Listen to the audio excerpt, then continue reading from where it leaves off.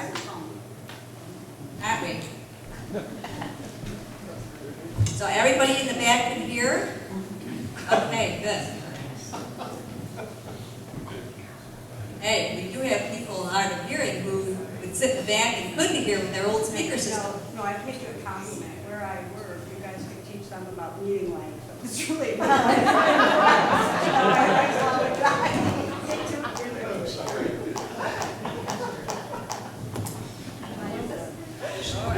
Yeah, 1, 2.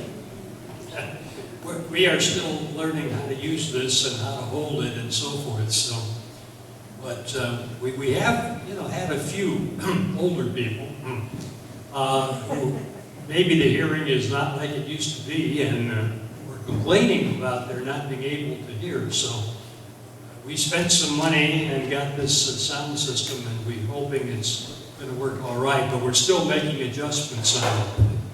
So anyhow. We welcome all of you tonight, and we have a very fine program for you, and we have some more programs coming up, and we do try to get a variety of things. Many times we entertain you, sometimes we educate you, and sometimes we talk about things that maybe you find extremely interesting and fun, and sometimes we get very serious. Let me say a little bit about that. Oh, before I do, some of you have things you'd like to know, what are they worth? Possibly, I'm getting funny sounds here, possibly antiques.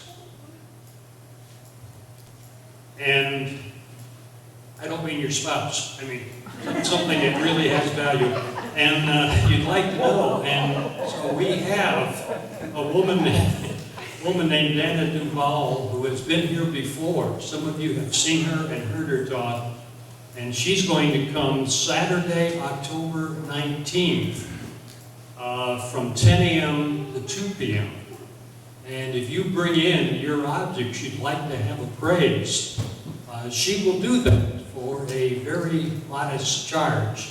And you can see. Now, real life, I think, isn't always like the Antiques Roadshow. But at any rate, maybe you'll get lucky. But this is Saturday, October 19th, 10 a.m. to 2 p.m., right here. And bring in your objects, and she can do that for you. And we have some more things coming up. This is one of the serious ones. Our meeting Monday, October 7th, 7 p.m., right here, October meeting. We have Jason Badman from the Hartwell Funeral Home. My wife and I just returned from the funeral of a family member in the Chicago area. And it reminded us again that end-of-life problems are something we all have to deal with. And maybe you want some advice, maybe you wonder what do you have to do, maybe you've got some questions, and Jason is going to come and address some of these things. He's also going to tell us a little bit about changing in funeral practices in the area over the years. So we're working in a kind of historical thing as well. But this is, I think, one of our most serious meetings, but I think also one of the most important ones to come to. In November, being the program chair, I put myself in for a meeting. And I happened to discover a book which is just loaded down with beautiful photographs of scenes in Syracuse during the 19th century. And what I'd like to do on that night is show you these pictures and tell you some of the stories and try to get you to feel like, what was it like to live in Syracuse in the 19th century? Where did you go for fun? What did the Erie Canal look like? What kind of schooling system did they have? What were people eating? And all of those things. So we're going to do that in November. And then in December, as some of you know, we have our usual annual business meeting. You're all invited. And we have the business meeting and the entertainment.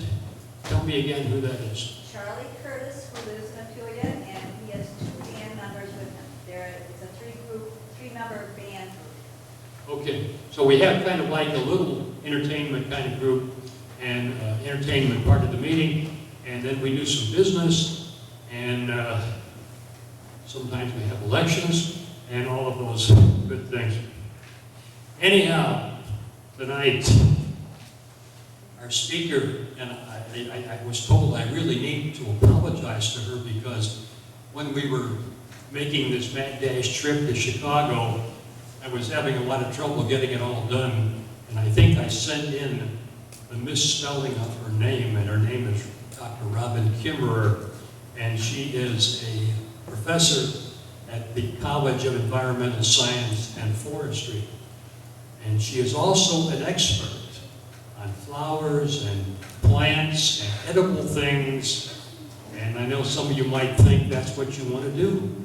Some of you might want to get back to the hunting-gathering stage and go out there and get your meals. It'd be cheaper.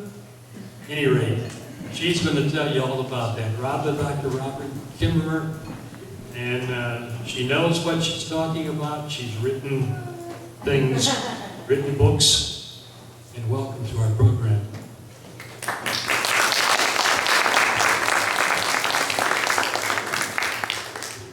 Okay, we'll work on it. Thank you so much for the introduction, for the opportunity to speak, just down the road from my house. I think of all the places that I travel around to give talks, and this is wonderful to give a talk at home, especially about something really near and dear to my heart, and I hope to yours as well, because here in central New York, in the town of Fabius, we just have this wealth of plants. And what I hope to be able to do is to have plenty of time that you can share how you use plants around here too, and ask plenty of questions. Now, is it good? Can you hear me in the back? Yeah. Okay, give me a sign if it's not. Because, of course, this is the Historical Association, I need to begin by reminding us all of where we are. That we are sitting on the ancestral territories of the Onondaga Nation. And, of course, you see Onondaga right here, and that much of what we know about plants and the plants themselves are a legacy of our Haudenosaunee relatives of the Onondaga Nation, and we'll be referencing quite a lot of their knowledge as well.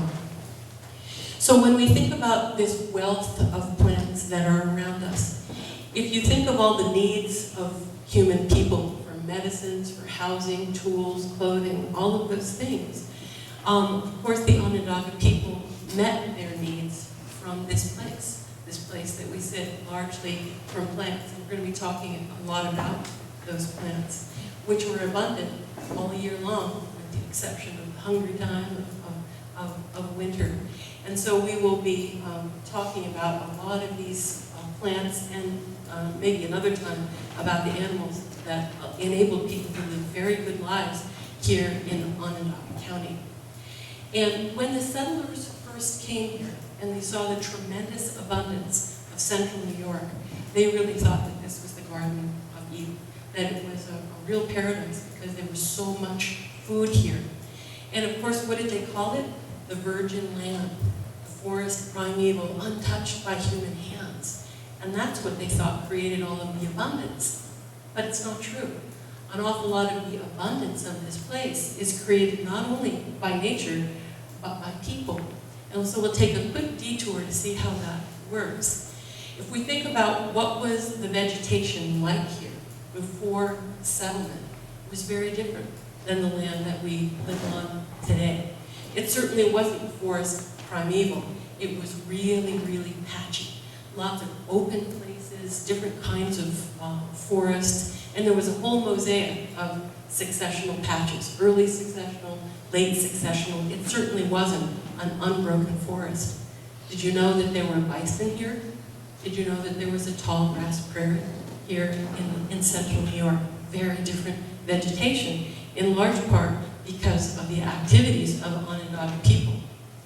I was able to find this old map of the pre-settlement vegetation of Onondaga County, and have a look So where we live, of course, is today beech, birch, maple, hemlock forest, right? But look at the rest of the county.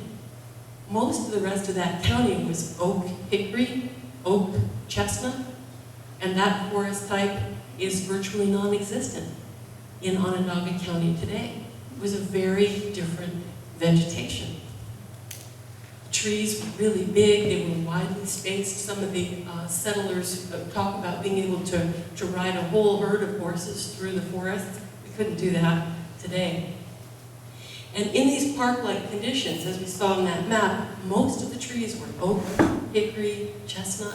What do all those trees have in common, unlike maples, birches, hemlocks? Nuts, exactly. Nuts, of course, which are a tremendous food source of fats and proteins. And so why were the forests so different? To have all of these hickory nuts, chestnuts, beech nuts, acorns, hazelnuts were all abundant here.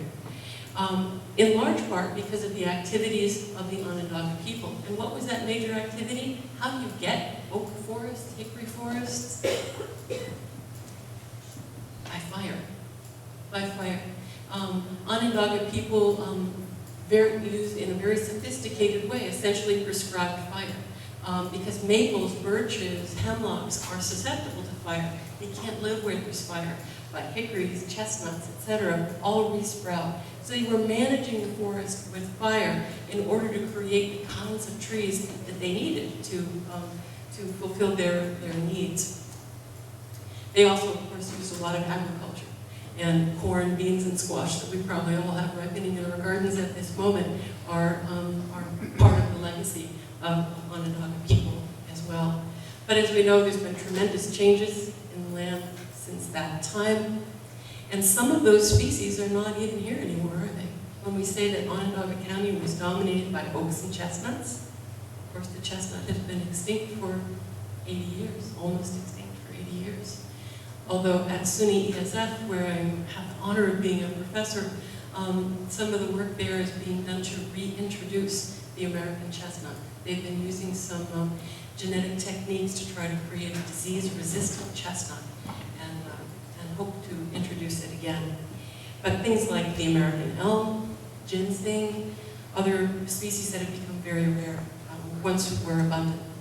And of course, the land has changed in that there are species now here that were not part of that pre-settlement flora as well. You drive along our roadsides now and you see all that beautiful purple loosestrife, garlic, mustard, etc. So it's changed.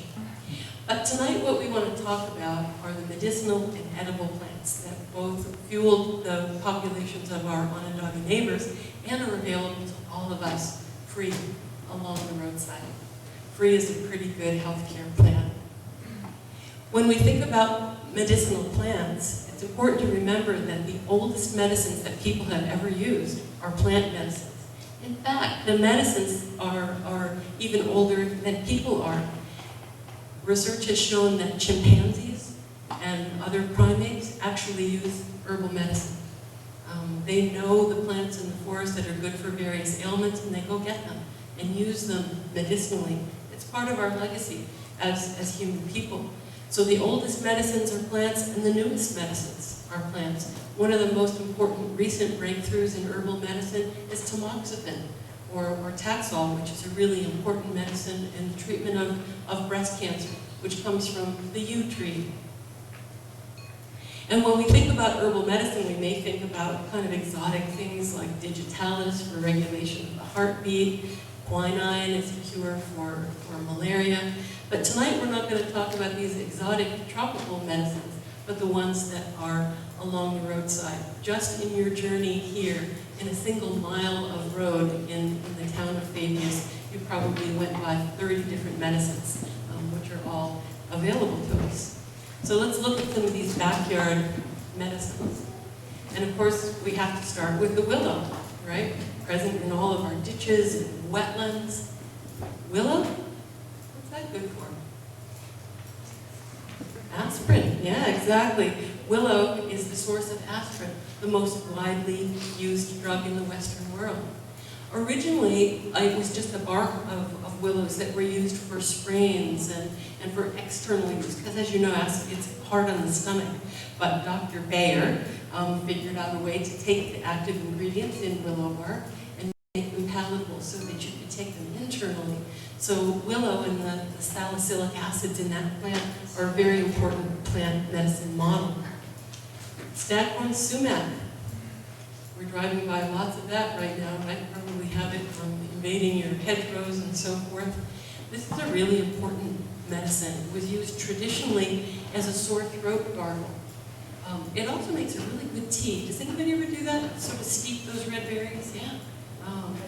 In fact, it was used to make a drink that was known as switchel, and it was said to be one of the best things for fall harvest time. People's throats would be, full of dust of harvesting hay and silage and so forth, that this drink was supposed to be really soothing. And so it is really good for sore throats. And a tea of it can also be styptic to stop bleeding as well. And now any of these plants that I'm telling you about, I want to reinforce that these are plants that I have used and teach about in my classes. There are probably way more uses out there, but these are just the uses that I'm particularly familiar with. And you may have some other uses as well. Strawberries. We all love strawberries for the delicious fruits. We await them early in the year, but did you know that the strawberry leaf is a really good medicine? It's one of the best things for sunburn. You just make a tea out of the strawberry leaf and those red runners that run along the ground. You just boil it up as a tea and put it on sunburns or other kinds of rashes. Very, very soothing, right there in your backyard. Coltsfoot. Got a lot of this in the ditches and edges of streams at this point. You all know this plant? With this big old leaf that really does look like a coltsfoot, and grows in kind of wet, gravelly places. You think it's a dandelion early in spring. It's one of the first flowers to come out. And it turns out that coltsfoot is a very old and very effective cough medicine. If there was any plant that I would urge you to collect and have in your medicine cabinet, it would be coltsfoot, because a leaf tea contains exactly the same active ingredients as robitussin. And you just make a leaf tea out of it, and it's great for bronchitis, for those coughs and colds of late winter, early spring. And it's generally used as a tea. There are other ways to take it. Traditionally, some people actually smoked the leaf, and the active ingredient would go into the lungs that way. I've never tried it. It doesn't seem like a good idea for irritated lungs to be smoking coltsfoot, but the leaf tea, really effective. Do you have this plant in your lawns? This beautiful little purple plant with opposite leaves. The name of this plant, Keelall, tells you a lot. Keelall is antimicrobial. This is essentially first aid cream growing in your backyard. The leaves are antimicrobial, so if you have, cuts, it's really good on things like spider bites, bee stings, etc. But primarily small abrasions where you put a little bacitracin on it. What you can do is simply take the leaf, squish it up so that the cells in the leaf are broken and the active ingredients mix with the air. You put that leaf on the wound, and it's terrific wilderness first aid, and it will actually prevent infection. It's a member of the mint family, and lots of plants in the mint family have this property of being antimicrobial. So you can use it directly by putting the leaf right on the wound. You can also make a tea out of it, and its antimicrobial properties help its coughs and colds as well. Has anybody ever used this one? It's interesting how the names of the plants really convey an awful lot of knowledge. A plant called Heal-All, another name for it is Self-Heal. And there it is, just growing in your paths and edges of the field. And how about this one? Right? Colonizing your driveway, your sidewalk. How many times have you in your life walked past common plantain? Probably almost every single day. But this too is a tremendous asset as just wilderness first aid. Not wilderness first aid, just backyard first aid. The leaf of this plant Again, a poultice is just when you apply the leaf directly to your skin. And I teach up in the Adirondacks. I teach ethnobotany, edible plants, and medicinal plants in the Adirondacks. So deer flies, mosquitoes, black flies, spiders, all of those sorts of bites that the students constantly get. A crushed up leaf of good old plantain, on it takes the itching away right away, doesn't swell up because it's full of anti-inflammatory compounds. And so instead of having to go buy some anti-itch cream or cortisone that you don't happen to have with you when you're out, mowing the lawn or whatever, there's the plantain. It's right there, ready for you. It's a really great plant. You can also use the tea for colds and fevers. Blackberry. Put a lot of blackberries away in the freezer this year. It was such a good berry year, wasn't it? And of course the berries are delicious, really high in antioxidants, so they're super good for you. But a tea made out of the roots of blackberry is terrific for diarrhea. The fruits are pretty good too. I know that my grandparents always used to have a bottle of blackberry brandy around, and they would give it to it for medicinal purposes only.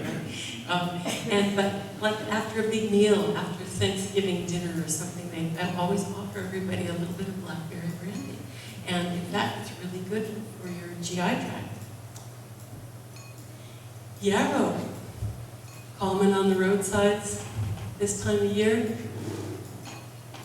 I want to bring to your attention the scientific name for yarrow. Usually we don't focus on these, except for this one, Achillea. Whose name do you see in there? Achilles, yeah, who of course died of a wound in a vulnerable spot. This is a plant which is really good for stopping bleeding, which is why it got Achilles' name appended to it. And another name for this plant is actually nosebleed plant. So that if you have a nosebleed when you're out in the woods or in the backyard, you can just take that leaf, roll it up, squeeze it a little bit to let the juices out, and yes, do what you tell your kids never to do, stick it up your nose, and it will actually stop the bleeding. And it will, applied as a poultice, be really useful in lots of small wounds and so forth. Jewelweed is beautiful this time of year. I know I've got lots of it growing on my road, you probably do too, in wet places. It's a plant also called touch-me-not. It's the one where if you touch those little pods, they explode and send seeds off. The reason that jewelweed is so important is this is an antidote to poison ivy. Who doesn't want that? It turns out that poison ivy and jewelweed grow in the same kind of places. Very sunny, wet edges, and they grow and put together, which is a really good thing because that moment at which you just put your hand down and say, oh no, I just touched poison ivy, the jewelweed is nearby. And you simply crush the stem up and rub it. It's really succulent and juicy. And so you just rub it on where you touched the poison ivy, and it actually disrupts those irritating oils that are in poison ivy. You said the stem? Sorry? You said the stem, right? Yes, the stem, which is really thick and juicy, and you just squeeze it and rub that juice on it. Some people use this after a poison ivy rash has erupted already. I haven't found it to be successful in that, but it has many times. I've used it once I've touched poison ivy, and then it just prevents the rash from ever happening. And it's really interesting, there's a lot of teachings in herbal medicine about how the cause of an ailment and the cure for that ailment are close together. And in this case, poison ivy and jewelweed often grow as companions. It's often said about things like nettles, which of course give you such a wicked sting, right? That dock, I think they do have a picture of dock in here, just another common backyard weed which grows near nettles. Those leaves will stop the sting of the nettle worm. So there's quite a lot of these pairings out there in the world. We could go have a whole evening just about the tree medicines, but I just wanted to mention at least one of them, being white pine. White pine, which is abundant here, right, in the village, in fact, right, is a very high source of vitamin C. In a cup of tea, just a handful of needles boiled in water, there's as much vitamin C in that as in a glass of orange juice. In fact, when the settlers came here And after long ocean voyages, you know that they were afflicted with scurvy, right? And they used to carry citrus fruits with them to prevent that. So when they came to the New World and they saw all these native peoples living here without scurvy, they thought, well, how is this possible? And it's basically white pine. And that's used as a very common medicine, both when you do have a cold, but moreover, just to drink all the time as a way of preventing illness to start off. Did you say the needles? The needles, yeah. You boil the needles? Mm-hmm. Fresh? Like just pull Yes, fresh, right off the tree, so it's available to you all year round. What was the cambium used for? Oh, did I have cambium on there too? Yeah. The cambium, that area right underneath the bark, you know when you peel the bark off and there's that wet, slippery layer? That slippery layer is the cambium, and it's used as a starvation food.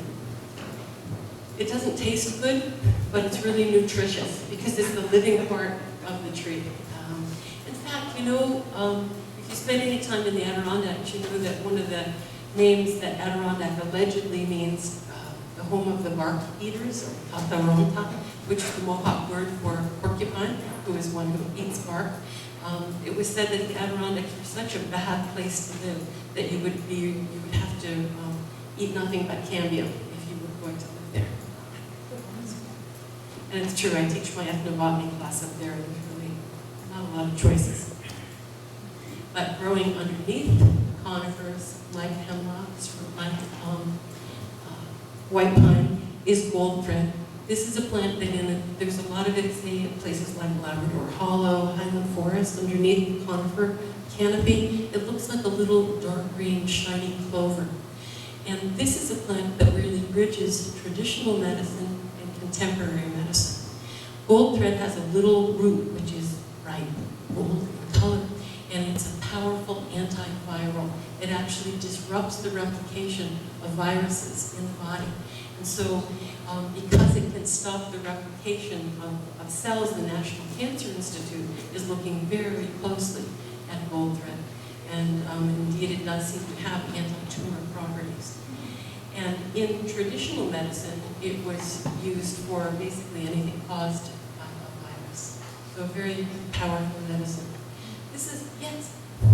Is that also known as golden seal, or is that a separate plant? What a good question. No, golden seal is a different plant, but golden seal also has antiviral properties, and its root is also golden. It has some of the same compounds, optine, berberine, or the name of the active compounds. But I'm glad you brought up golden seal, because golden seal is a really great example of plants which are so valuable medicinally that they become over-harvested and therefore almost gone. There are only 2 or 3 places in all of New York State where golden seal even grows anymore. And it has mostly been just harvested by too enthusiastic herbalists. And so plants like gold thread are at risk. And when we think about the value of these plants, we also have to think about the conservation of them. Most of the plants that I'm sharing with you are what we call weeds. They're abundant in old fields and backyard edges, so not really at risk. But a plant like gold thread and certainly gold seal are at risk for too much harvesting. What part of the plant do you use? You actually, for gold thread, you actually use the underground, the rhizome. Yeah, the little root. And that's another reason it's endangered. Because of course, if you pick the leaves, they'll grow back. But if you take the root, it won't. So then are you supposed to like break it up and stick it in your mouth and get a pull something? Yes, exactly. You can use it fresh. Tastes terrible. But it's very, very good. You can also make a tea or a Not a horrible thing. Yes, it is horrible. And that's where wintergreen comes in. Wintergreen is a plant I pick a lot of, or other mints to mix with nasty tasting plants. That may make it more palatable. Thank you. Sure. Burdock. Yeah, I saw everybody's faces go, oh no, not burdock, especially this time of year when dog comes home upholstered in that. But it turns out that burdock is a tremendous medicine. And the root of burdock is edible, but you can also make it into a really, really good tonic tea. This is a tea that was passed on to me saying, if you want to live to be 100, drink burdock tea every day because it's really good for the body. It's stimulating the immune system and cleaning out the liver, and which of course is supporting your immune system. And it's often used in management of diabetes as well. So it's really quite an amazing plant, and maybe an acquired taste. I think it's really good. So don't curse your burdock. Just dig up the root and make yourself a cup of tea. Now, you just dry that burdock root and have it to make the tea that way? Yes. Just a little word of advice about that, though. When you dig up the root and scrub it all nice and clean, cut it up into little pieces so that you have little pieces to make the tea out of. Cut it up before you dry it. I learned this the hard way. I gathered a lot of burdock root and then could never, I had to like get my axe out. It's really, really hard. So just cut it up ahead of time into little pieces and dry it. And it's I think it's a delicious tea and really good for you. Just the root, not the leaves? Just the root, yeah. Yes. Does it really matter if you just let it air dry or Like a dehydrator? You could do either one. You could do either one. Just so long as it doesn't mold. You cut it up and then just put it out on a cookie sheet or something like that to let it dry. So you just use one chunk that makes the tea? Yeah, about say a slice, just a slice through the root is all you need. Black cherry, also abundant around here. And when you think about it, when you go to buy cough drops in the grocery store, what's the most common flavor? Black cherry. And you think, well, is that just because it tastes good? No, because that's where cough medicines originally came from, is the inner bark of black cherry. And you can make quite a good cough suppressant out of the twigs of black cherry. You just scrape the bark off, boil it and boil it until it gets this dark, thick liquid, then add honey to it again to make it more like a syrup, and honey is a preservative. And this is a very traditional cough medicine. And it's, as it says here, it's a cough suppressant. Things like, things like the cold sweat are not a cough suppressant, they're really an expectorant. They sort of clear out congestion. But you said you might not take that and then take black cherry afterwards. Yeah. Is that the same thing as blackthorn, or is that something different? Blackthorn? No, blackthorn is a hawthorn ticus, which also, I don't think I put that in here, but is a really good medicine, regulates the heartbeat, strengthens the heart. A lot of these medicines that have been very much forgotten in the United States are commonly prescribed in Europe. If you went to your physician in Europe, these are some of the first things that they would suggest for you. But it's a tradition that has been largely lost in this country for a lot of different reasons. That one you use the bark? Yes, the bark. Like you steep it in water? Oh, you boil it. You boil it, yeah. Things like leaves you can sometimes just steep, but hard things like roots and bark, you really have to boil. Boneset is in beautiful bloom right now. All along the roadsides and in wet places. You can recognize it easily. I mean, there are lots of plants that have a big flat top cluster of flowers, but see how the leaves go straight across? The leaves join one another at the stem. And that's where it got the name boneset. They thought that those leaves being joined like that were a sign that the plant was useful for knitting bones. It's not, but it's a great fever reducer. This is a common plant used when you have a really high fever, as flu or something. So have a little boneset in your medicine cabinet. And again, you just pick a plant, hang it up to dry, and that's all you need. That's enough for the winter. The leaves, flowers? The leaves. You can use the flowers too, but they tend, when they dry, they kind of fly away and get all over the house. So I just use the leaves. A couple of the spring medicines that you will find in the maple forest, blue cohosh, which is an important herb for used by midwives, helping in delivery. Beautiful bloodroot, which is one of the first spring flowers to come out, is really good. It's antimicrobial as well. Often those highly pigmented roots, like gold thread and bloodroot, has a real red sap to it, are very commonly antiviral compounds. I wish cranberry is just coming into bloom.